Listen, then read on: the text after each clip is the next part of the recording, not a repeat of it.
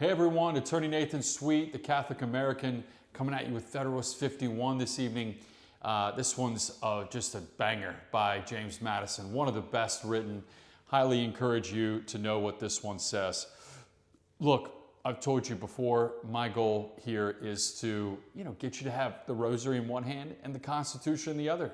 Live a great life and be a great citizen. That's my goal. That's all we're doing here.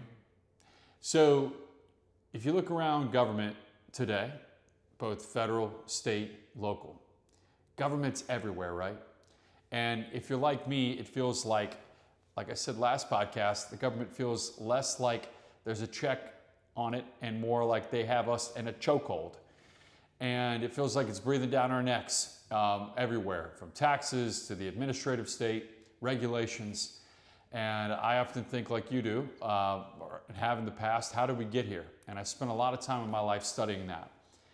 Well, James Madison, he saw it coming. Federalist 51 talks about this a little bit. He says, ambition must be made to counteract ambition. Ambition must be made to counteract ambition.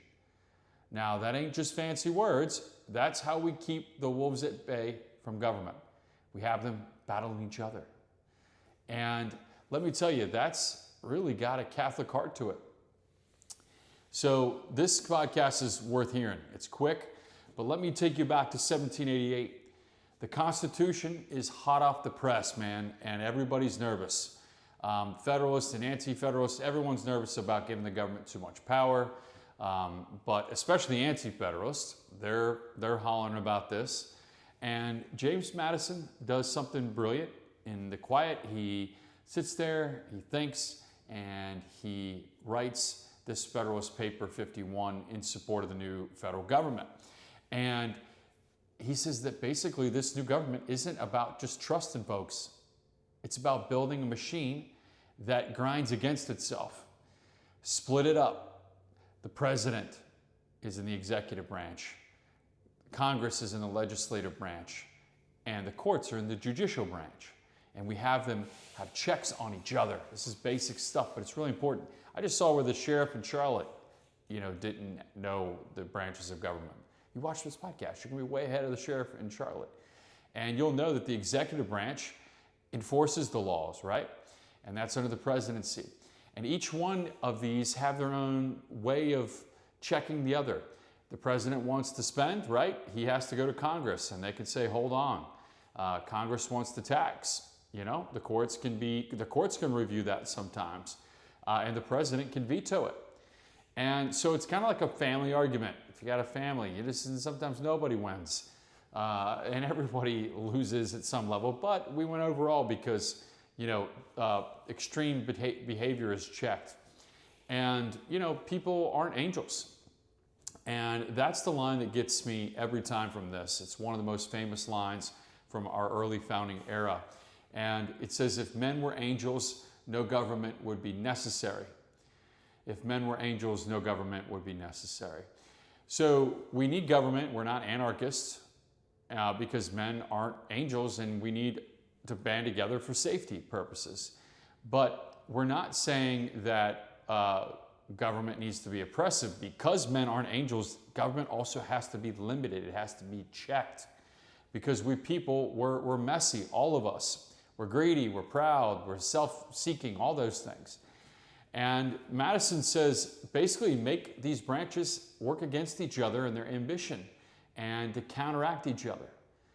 And this is such a brilliant thing that we can take for granted, like, oh, it's just something you have to memorize in third grade when you're social studies.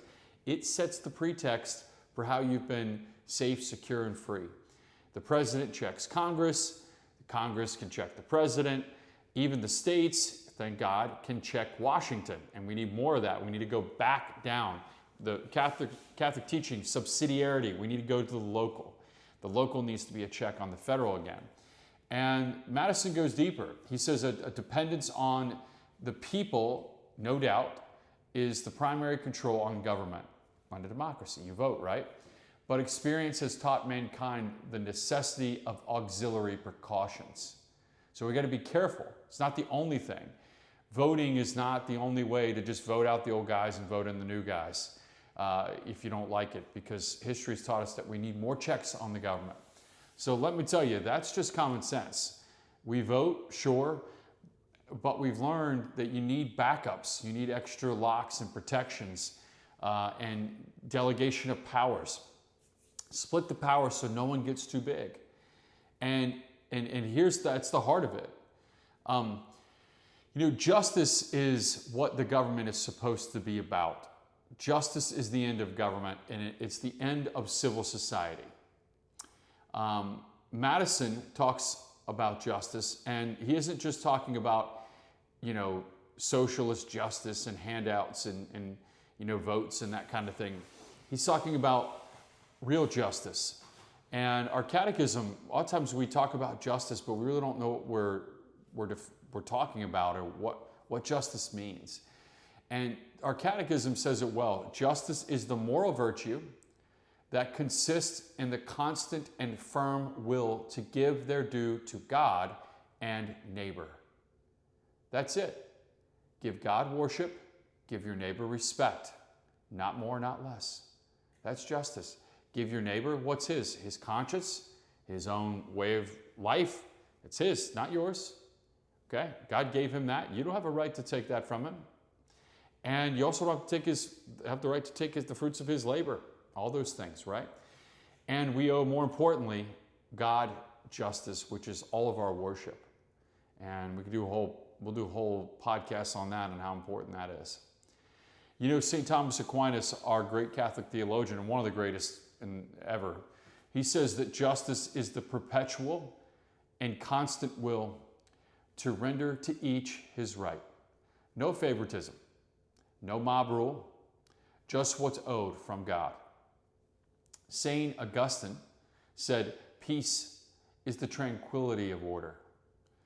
And order, it starts with justice. In order to have order, you have to have justice. Not chaos, not force, not trying to force our opinions on other people through government. And even my patron saint, St. Thomas More, he died for justice because he put justice first when King Henry VIII demanded loyalty over truth. And Thomas More said no to the loss of his life. And he put justice first and God's law first. And this is why I'll end with the quote. I always say, you're the king's good servant, but God's first. And that's what Madison meant. That's what James Madison meant. Not power games. That's not justice. Just making sure nobody gets robbed of what God's already given them. That's the end of government. So how do we do that? To make sure they don't get robbed, we set up an extra protection because mankind is evil, and when he gets in power, if you haven't noticed around how America works, he's going to rob you blind. He's going to work and manipulate you and work us into factions like the last podcast. And an unjust law is no law at all. We know that. It's no real law.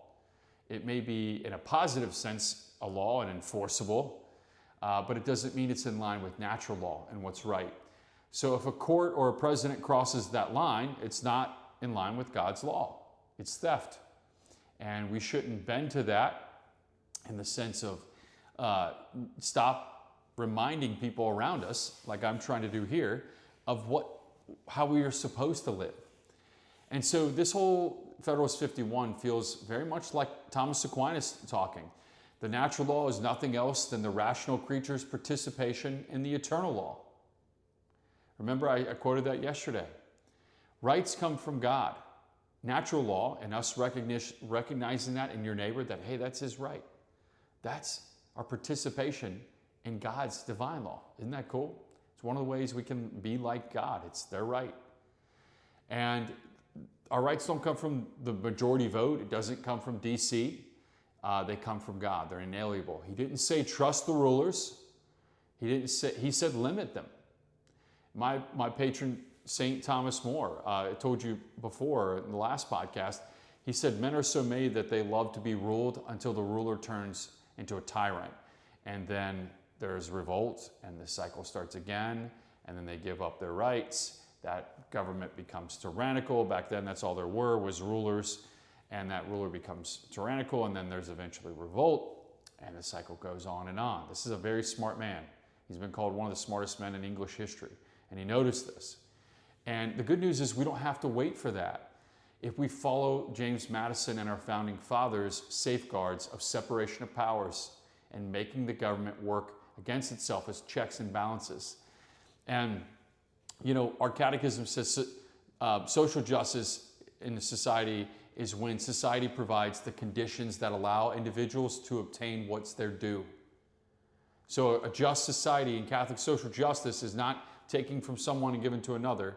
It's setting the preconditions that others can go out and earn what's theirs and earn their due, what's theirs, what they've earned. So when checks fail, we don't revolt. That's not the right way. But we've got to remind our neighbors of where we came from. We've got to remind our neighbors and people of good faith that this is what we're founded on and this is what's going to keep us free. Now, look, today, those checks and balances, they're rusting away, and if they're not already eroded. The big administrative state and the federal government that neither party seems to want to get rid of right now, they write laws all the time that are massively thick that nobody votes on directly. Congress is supposed to do that. We've got the surveillance state, we've got the police state. Madison and the founding fathers would say, I told you at this point in time, this is what happens when oppressive government gets outside of checks and balances. So what can we do? We can vote, we can speak up, we can pray. That's the most important thing. We can pray. And we just have to understand that government's here to protect us, not to be our parent. And don't let the left or the right take what's yours by your conscience or the fruit of your labor without standing up and voting for it and speaking your voice. We can fix this together and live peaceably again. So the Federalist 51 is not just history. It's a warning and a promise that if we follow this, limited government, checks and balances, we don't wait on just virtuous rulers who are going to come save us, right? We can live peaceably without this chaos cycle of tyranny and then revolt and chaos. So next time, maybe we'll go through why we're a republic over a democracy. That's Federalist Paper 39. But for now, I'm asking you, check out our channel, share it, like and subscribe it. We need to help get this word out. I'm trying to keep a rosary in one hand and the Constitution in the other. And I really want to thank you for listening and for being a light and salt on the earth, for participating in God's eternal law by listening to this and trying to understand natural law and how our government's set up. So until next time, this is the Catholic American Podcast. Remember, you're the King's good servant and God's first. Cheers.